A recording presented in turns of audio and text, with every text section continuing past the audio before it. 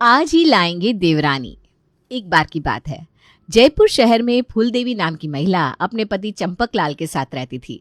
उसके परिवार में 5 लोग और थे। उसका बड़ा बेटा गौरव, मझला बेटा नमन और छोटा बेटा आनंद। इनके साथ ही बड़ी बहू काजल और छोटी बहू पूनम।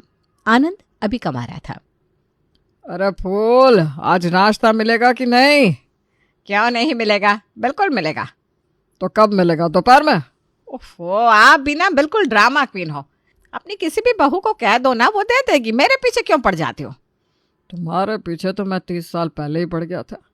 आप क्या चाहती हो कि किसी और के पीछे पड़ जाओ? आपसे ना बात करना ही बेकार है। मैं ही बुलाती हूँ किसी को। बहू, अरे आ बहू। क्या हुआ मम्मी जी? क्या हुआ मम्मी जी? अरे अपने ससुर जी को नाश्ता तो दे दो। नहीं, मुझे नाश्ता नहीं चाहिए। अरे ये क्या है? अभी तो कह रहे थे नाश्ता दे दो। अब जब नाश्ता दिलवा रही हूँ तो कह रहे हो नहीं चाहिए। मैंने तुमसे कहा था नाश्ते के लिए। मुझे तुम्हारे ही हाथों से चाहिए, किसी और के नहीं। शायद हम गलत समय पर आ गए। यहाँ पर रोमांस चल रहा है। सही कह रही हूँ। ओफो, आप भी ना कितने बड़े हो गए हो, लेकिन बच्चों वाली हरकत है। चलो बहू, तुम लोग जाओ, मैं ही दे देती हूँ उनको नाश्ता। अभी भी बहुओं में कमी है। जब वो कमी खत्म हो जाएगी तो इन लोगों से ले लूंगा नाश्ता। अरे हम लोगों में क्या कमी है पापा जी? कोई गलती हो गई क्या? अरे नहीं नहीं, तुम लोगों में कोई कमी नहीं है, ना तुमसे कोई गलती हुई है। कमी से मेरा मतलब था कि एक बहू अभी भी कम है। आनंद की शादी हो जाए, फिर 3 बहुएं हो जाएंगी, फिर तीनों मिलकर हमारी सेवा करना। ओह अच्छा, वैसे तो फिर देर किस बात की? देवर जी के लिए कोई सुंदर सुशील कन्या ढूंढ लेते हैं। मैं तो इतने दिनों से नजर दौड़ा रही हूँ। तुम लोगों की जान पहचान में कोई हो तो बताओ। जरूर जरूर।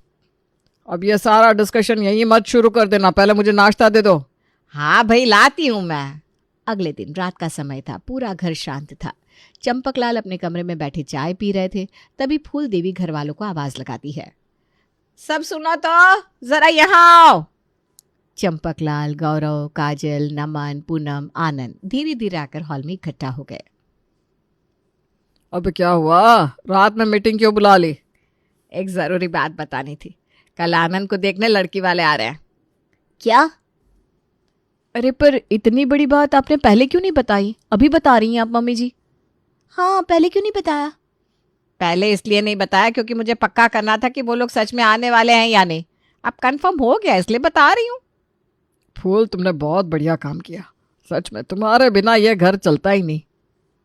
तारीफ सुन सुनकर फूल तो उड़ने वाली है। सही कहा, लेकिन असली मुश्किल तो अब आएगी। इतने कम समय में खाने का इंतजाम कैसे करेंगे? हाँ, और कल का दिन मतलब हमारी छुट्टी गई। अरे चिंता मत करो, थोड़ा इंतजाम मैंने पहले ही कर लिया है। सारा सामान मार्केट से ले आई हूँ, बस कल खाना बनाना है। और इसके लिए भी मैं यामिनी को फ़ोन कर दूंगी, वो भी आकर मदद कर देगी। अच्छा, यामिनी आएगी मदद करने? वो मदद करेगी या और काम बढ़ाएगी? सही कहा, 1 नंबर की नौटंकीबाज है।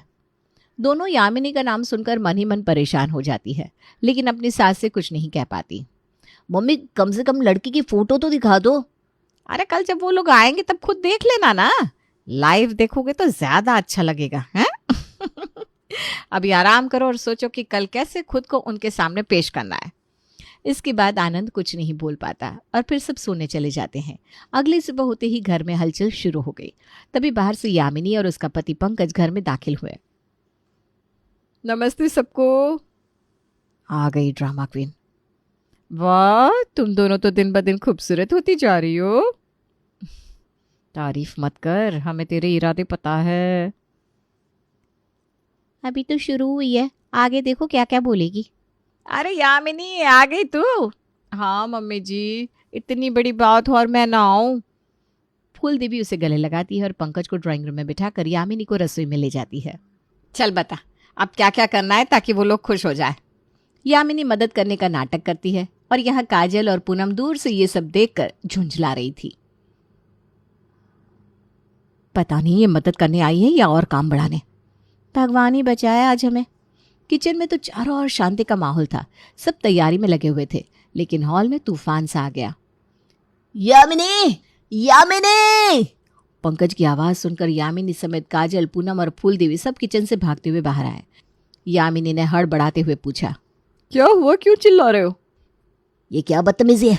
मैं यहाँ 10 मिनट से बैठा हूँ, न किसी ने ढंग से मिलकर पूछा, न पानी दिया और न ही चाय।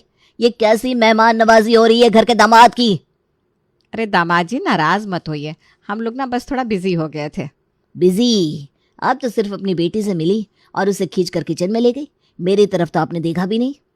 अरे आप नाराज न हो, आराम से बैठिए, मैं आपके लिए अदरक वाली चाय बनवाती हूँ बस। यामिनी ने तुरंत पूनम से चाय बनाने को कहा।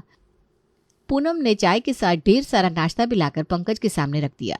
ये देखकर पंकज थोड़ा शांत हो गया। ठीक है, पर घर के सारे मर्द कहाँ है? अरे कोई नहा रहा है, कोई बाहर काम से गया है, कोई अपने कमरे में है, बस सब यूं ही इधर उधर है। पंकज के शांत होने पर सब फिर से किचन में लौट आए और खाना बनाने की बातचीत शुरू हुई। मुझे लगता है हम मिठाई में बेसन के लड्डू बना लेते हैं, सबको पसंद आएंगे। नहीं दीदी, गुलाब जामुन बनाते हैं, वो हर किसी को पसंद आते हैं। अरे गुलाब जामुन, तुम जानती भी हो उसे बनाना कितना मुश्किल है, तुम्हारे बस की बात नहीं है, फिर सारी मेहनत हमसे ही करवाओगी। यामिनी की बात सुनकर फूल देवी भी हंसने लगी। सही कह रही है यामिनी, आता जाता कुछ नहीं, बस बातें बनवा लो महारानी से।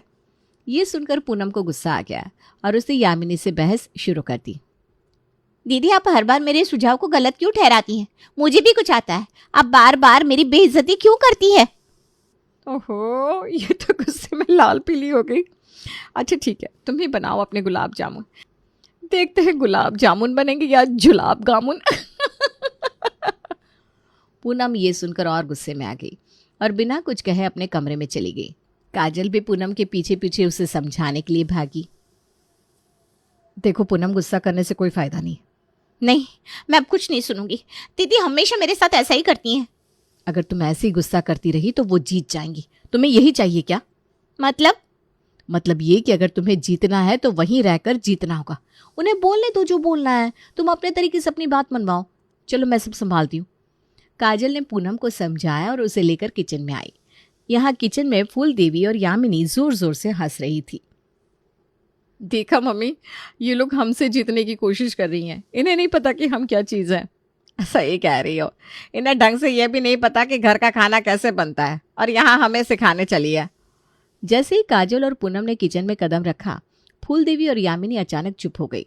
मम्मी जी, दीदी, आज घर की इज्जत का सवाल है, लड़ाई झगड़े का नहीं। हम सबको मिलकर काम करना चाहिए। तुम ठीक कह रहे हो, लेकिन ये बहस मैंने तो शुरू नहीं की थी। हाँ बिल्कुल, मैंने तो सिर्फ अपना ओपिनियन दिया था। बस अब कोई बहस नहीं होगी, सब मिलकर काम करेंगे। और मम्मी जी, आप सबसे बड़ी हैं, आपसे उम्मीद है कि सबको साथ लेकर चलेंगे आप। बड़ी मुश्किल से सबने एक दूसरे को माफ किया और काम में लग गए। घर में कुछ देर तक सब कुछ शांति से चलता रहा। सब अपने अपने कामों में लग गए थे। अचानक एक कड़क आवाज ने उस शांति को तोड़ दिया। मेरी चप्पल कहाँ है? किसने पहनी? तुम सबको पता है मुझे बिल्कुल पसंद नहीं है कि कोई मेरी चीजें छुए। अरे भाई, मुझे नहीं पता, मैंने नहीं पहनी। मैं तो तुम्हारी चीजें छूता ही नहीं, तुम्हारी चप्पल तो कभी नहीं छूता। लेकिन आनंद का गुस्सा थमने का नाम ही नहीं ले रहा था। उसने चिल्लाते हुए पूरे घर को हिला दिया। अगर किसी ने मेरी चप्पल पहनी है तो अभी बता दो, वरना मत कहना कि मैंने पहले नहीं चिताया। उसके चिल्लाने से सब एक जगह जमा हो चुके थे। इतने में बाथरूम का दरवाजा खुला और वहां से पंकज बाहर निकला। पूरे परिवार की नजरें उसकी तरफ घूम गई। सबने देखा कि पंकज ने आनंद की चप्पल पहन रखी थी। जीजा जी, ये क्या कर दिया आपने? मेरी चप्पल पहनकर बाथरूम चले गए? वाह, यहाँ तो मेरी कोई इज्जत ही नहीं है। एक चप्पल पहन ली तो इतना बड़ा ड्रामा कर दिया।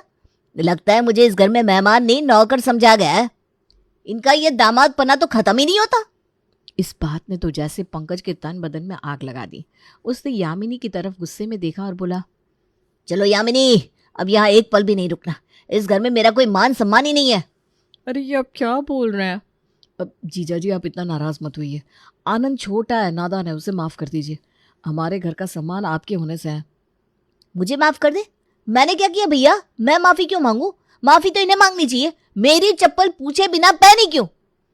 पूरा हॉल बहस और शोर से गूंजने लगा। हर कोई अपनी अपनी बात कहने लगा। माहौल पूरी तरह से बेकाबू हो चुका था। तभी चंपकलाल जोर से चिल्लाया, बस करो सब लोग, ये घर है या चिड़ियाघर? दामाद जी मेहमान है और तुम लोग उनके सामने तमाशा बना रहे हो। सब एकदम चुप हो गए। ऐसा सन्नाटा हो गया जैसे यहाँ कोई रहता ही ना हो। आनंद, माफी मांगो और चुपचाप बैठ जाओ। आज तुम्हारा खास दिन है, क्यों अपने दिन को बर्बाद कर रहे हो? आनंद ने भारी मन से माफी मांग ली। सॉरी जीजा जी, मैंने ओवर रिएक्ट कर दिया। देखिए पापा जी, ये सही से माफी भी नहीं मांग रहा है। पंकज जी अब बस हो गया। आपसे भी गुजारिश है कि हर बात पर घर छोड़ने की धमकी देना बंद करें। अगली बार से ऐसा किया तो मैं खुद आपको घर आने से मना कर दूंगा। अब तो पंकज भी खामोश होकर बैठ गया। कुछ देर के लिए माहौल एकदम शांत हो गया, लेकिन ये शांति ज्यादा देर तक टिकने वाली नहीं थी। अचानक दरवाजे से एक भारी आवाज आई। अरे कोई है क्या? यह सब सुअर है। सबने दरवाजे की तरफ देखा। वहां चंपकलाल के ताऊजी खड़े थे। उनकी एंट्री ने पूरे घर को सन्न कर दिया। ताऊजी का आना हमेशा एक बड़े हंगामे का संकेत होता था। वो पुराने ख्यालों वाले और सख्त मिजाज के इंसान थे। घर में आते ही उन्होंने सभी को अपने पैर छूने का आदेश दे दिया। चंपक, सारे संस्कार भूल गए हो क्या? हाँ? पैर कौन छुएगा, तुम्हारा बाप? जब खुद का ये हाल है तो बच्चों को क्या सिखाओगे? अब माफी चाहूंगा ताऊ जी, वो मेरी कमर में बहुत दर्द है इसलिए झुक नहीं सकता। बच्चों चलो सब लोग ताऊ जी के पैर छुओ। बड़ा आया कमर दर्द वाला। मेरे सामने कमर दर्द की शिकायत मत कर, मैं तुझसे 20 साल बड़ा हूँ। झुक कर दिखाऊं क्या? अब नहीं नहीं ताऊ जी रुकिए ना, मैं छू रहा हूँ आपके पैर। चंपकलाल सहित सभी ने ताऊजी के पैर छुए। अरे ये क्या बेहूदगी है? पल्लू लो सबकी सब, और अब जाओ किचन में जाकर काम देखो। सारी लेडीज उनकी डांट से डरकर तुरंत किचन की तरफ भागी। हाय राम, इन्हें किसने बुला लिया? पापा जी के अलावा और कौन बुला सकता है? अब तो हमारी खैर नहीं। ये 2025 नहीं 1925 में जी रहे हैं। भगवान बचाए। सारी लेडीज किचन में पहुंच गई और यहाँ हॉल में सभी मर्द बैठकर बातें कर रहे थे। तो क्या सोचा है? जी हम सोच रहे हैं कि अगर आज बात बन जाए तो आज ही रोका करते थे। आज रोका करोगे? अरे पहले दहेज की बात कर लेना। दहेज कितना देंगे? नहीं नहीं ताऊ जी हम दहेज नहीं लेंगे। क्या? ये कैसी शादी है जिसमें दहेज नहीं लोगे? पागल हो गए हो क्या? और लड़की देखी है तुम लोगों ने या वो भी नहीं देखी? लड़की अभी आएगी तो देख लेंगे। ये सुनकर ताऊजी का पारा 7वें आसमान पर चढ़ गया। वो सोफे से उठकर खड़े हो गए। हाय हाय, ये क्या बेहयाई है? लड़की यहाँ आकर दिखेगी? कैसे गंदे परिवार में शादी कर रहे हो? तुरंत फोन करो और कह दो कि लड़की को लेकर यहाँ ना आए। हॉल में सन्नाटा छा गया। हर कोई ताऊजी की बात सुनकर हैरान रह गया। उधर किचन में खड़ी महिलाओं ने भी ये सब सुन लिया। फूल देवी ने अपना सर पकड़ लिया। हे भगवान, अब क्या होगा? ये ताऊ जी ने तो सब गड़बड़ कर दिया। सभी औरतें धीरे धीरे हॉल में आ गई। माहौल गहरा हो गया था। आनंद ने साहस जुटाया और ताऊजी से कहा, बाबा अब जमाना बदल गया है। ऐसे कैसे हो सकता है कि लड़की ना आए? उसे देखे बिना बात कैसे आगे बढ़ेगी? चुप रह, तेरे बाप को बोलने दे। तू क्या जाने रिश्ता तय करने के कायदे। बोल चंपक, ये सही है क्या? तेरे जमाने में ऐसा होता था? हम उन्हें मना नहीं कर सकते ताऊ जी, आजकल ऐसे ही होता है। अगर मना करेंगे तो रिश्ता होगा ही नहीं। अरे तो मत हो रिश्ता। ऐसे बेशर्म परिवार में रिश्ता करना ही क्यों है? अब आनंद ने आपा खो दिया। उसने ताऊजी को घूरते हुए कहा, ये आपका जमाना नहीं चल रहा है जो बिना देखे शादी कर लो। ये शादी है, कोई खेल नहीं। अरे चुप, तेरे जैसे बच्चों की राय की जरूरत नहीं है। जो बड़े कह रहे हैं वो सही है। आनंद ने अपनी माँ फूल देवी की तरफ देखा और कहा, मम्मी आप समझाओ इन्हें। मैं बाहर जा रहा हूँ ताज़ी हवा लेने, वरना मैं तो पागल हो जाऊंगा। ये कहकर वो गुस्से में वहां से चला गया। फूल देवी कुछ बोलने ही वाली थी कि ताऊजी बोल पड़े। अरे वो तो बच्चा है, बच्चे जिद करते हैं। तुम लोग सही काम करो बस। फूल देवी का चेहरा उतरा हुआ था। किसी को कुछ समझ में नहीं आ रहा था कि आगे क्या करे। इसी दौरान नमन ने नाक सिकोड़ते हुए कहा, ये कैसी अजीब सी बदबू आ रही है।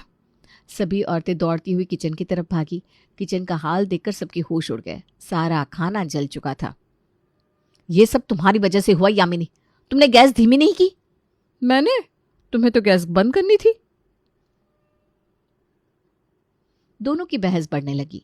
गुस्से में काजल ने पूरा पतीला उठाकर जमीन पर पटक दिया। पतीला गिरते ही जोर की आवाज हुई। हॉल में बैठे सभी मर्द भागते हुए किचन में पहुंचे। किचन के नजारे ने ताऊजी का पारा 7वें आसमान पर पहुंचा दिया। ये क्या तमाशा हो रहा है? घर है या युद्ध का मैदान?